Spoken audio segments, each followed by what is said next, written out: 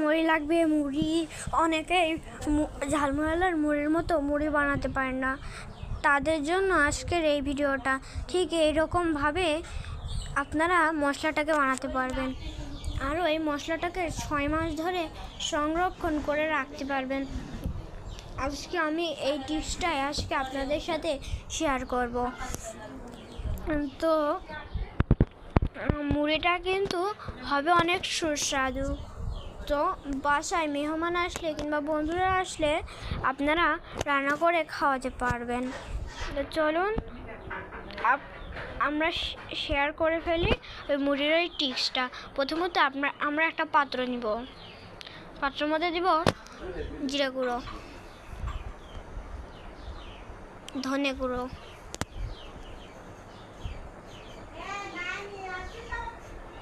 হলুদ গুঁড়ো,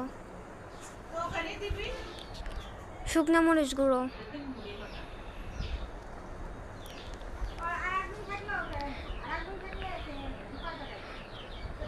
এই মশলাটা না দিলেও হবে।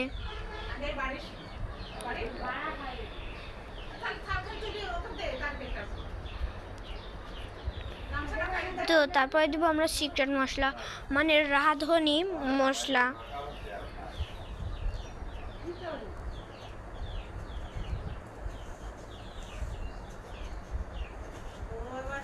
তারপর আমরা দিয়ে দেবো পরিমাণ মতো পানি।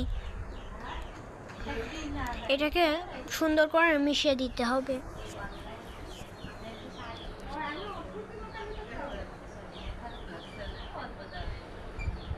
মিশানো হয়ে গেলে আমরা একটা কড়াইতে নিয়ে নিব 1 কাপ সয়াবিন তেল, 1/2 কাপ সরিষার তেল,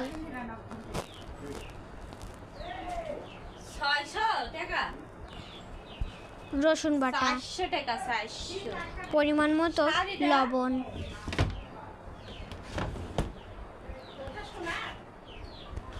সব কিছু ভালো করে মিশিয়ে নিব।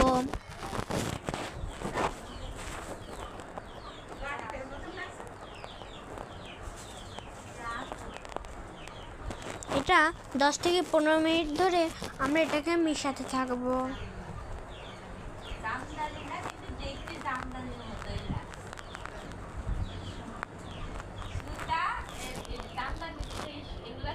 হালকা জালটা অনেক হালকা দিব,